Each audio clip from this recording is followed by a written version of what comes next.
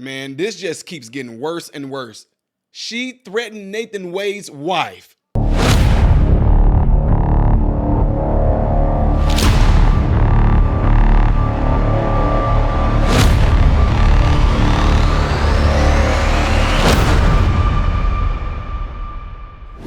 What is going on, everybody? Appreciate you guys all being here. Y'all, today is a great day. Every day is a great day. Anytime you wake up and you are breathing, it is a great day. How are you guys doing, by the way?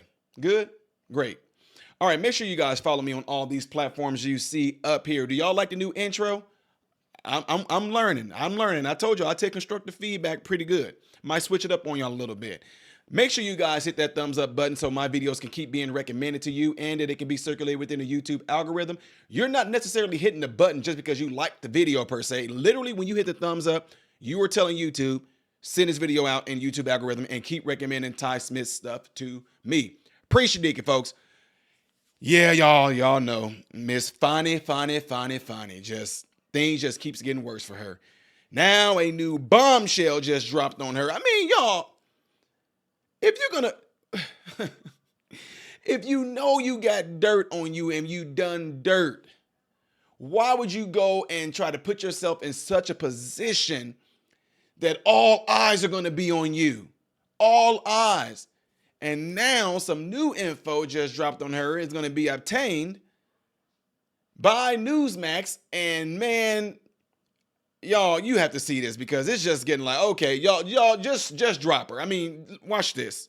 And we have a Newsmax breaking news exclusive. Here it is, folks. For the very first time, we can reveal new information never before reported, detailing District Attorney Fani Wiliis' fall from grace that some say should get her disbarred. In this brand new Fulton County Court document obtained, Georgia resident, he's an IT technician, Stephen Kramer, claims in this official bar complaint you are looking at that DA Wiliis broke several ethics rules while charges of election interference were being brought against former President Donald Trump.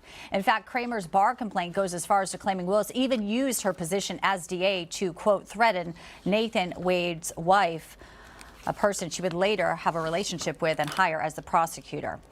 All right, we're talking exclusively to Stephen Kramer. He joins us live right now. Mr. Kramer, pleasure to have you here on Newsline. You say some people have been afraid to go up against Fani Wiliis. Clearly you are not. We appreciate you joining us today, sir. Thank you for having me, Bianca. Well, you stayed out in your bar complaint, which we have right here, basically 9 rules of why you believe not only should Judge Scott McAfee disqualify her, but you say it's even so serious she should be disbarred, which means therefore she would be ineligible to even hold the position of district attorney. You have a lot in your complaint here. We're going to put up some of the graphics here. But basically, you're saying Nathan Wade, not only in a relationship, but paid higher amounts, was not qualified among the many things you alleged in the breaking of the rules. Explain to us how you were able to put all of this together so succinctly.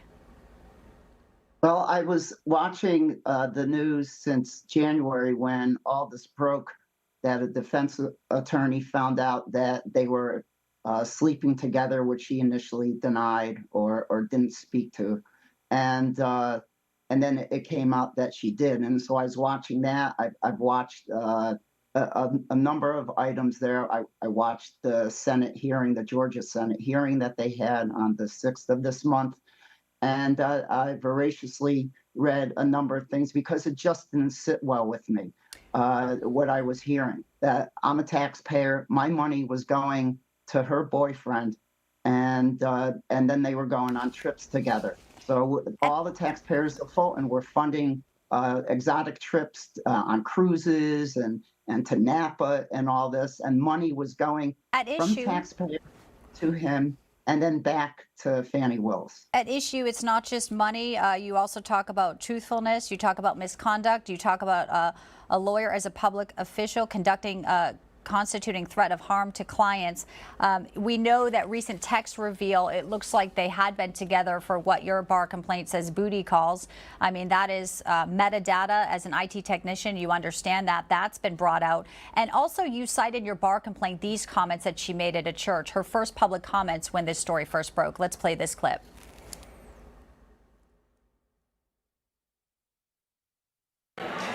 You cannot expect black women to be perfect and save the world. The Lord is completing us. We are not perfect. We need your prayers. We need to be allowed to stumble. We need grace. And you're saying in your bar complaint, legally, all of this crosses a line, inserting race, tainting a jury, some of the other comments she made. Can you explain to our viewers basically where this level of misconduct now rises to disbarment, sir? Well, on that clip you just showed, that was the state bar violation of State Bar Rule 3.5, fairness to opposing party and counsel. What a prosecutor is supposed to do is just inform the public of the progress of the case. Instead, she used words like God. I'm paraphrasing, and this is my opinion.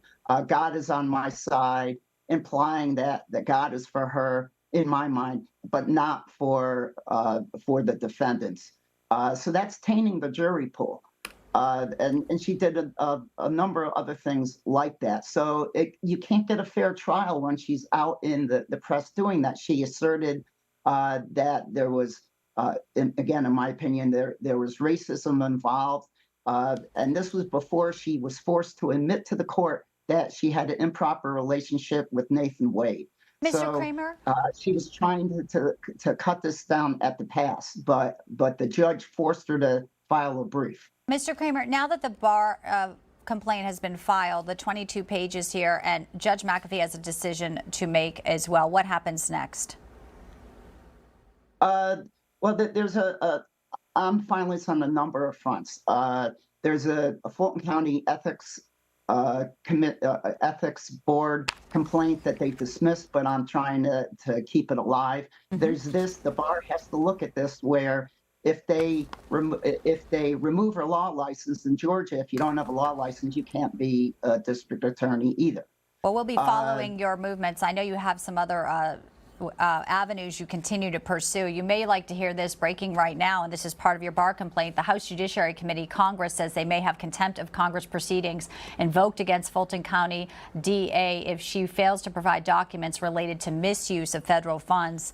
I know you get into that in one of your statutes. You say she violated, so Congress apparently wants the answers that you're seeking as well.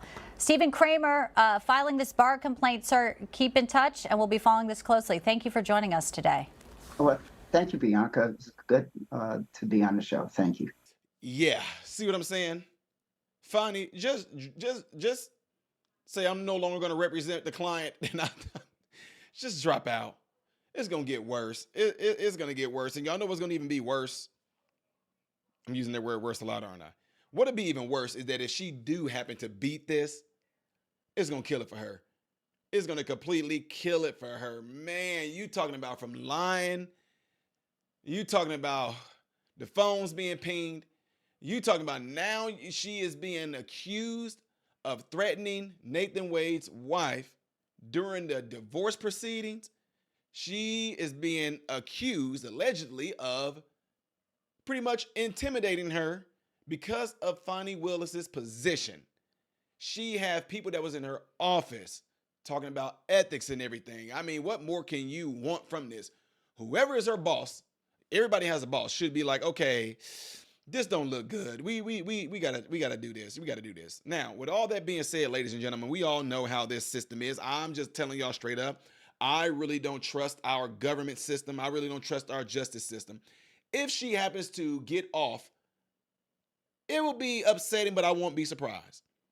If she happens to get completely thrown off this case, even to the extent of being disbarred, like they're saying here, I would say I wouldn't be surprised. Why? Because should it be surprised when justice is served?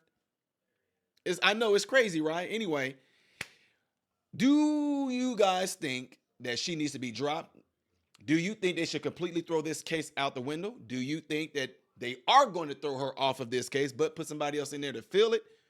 I want to know what y'all think is going to happen. What do you guys think is going to be the ultimate conclusion of all the Fani Wiliis, Nathan Wade Lifetime movie or Tubi movie reality TV show?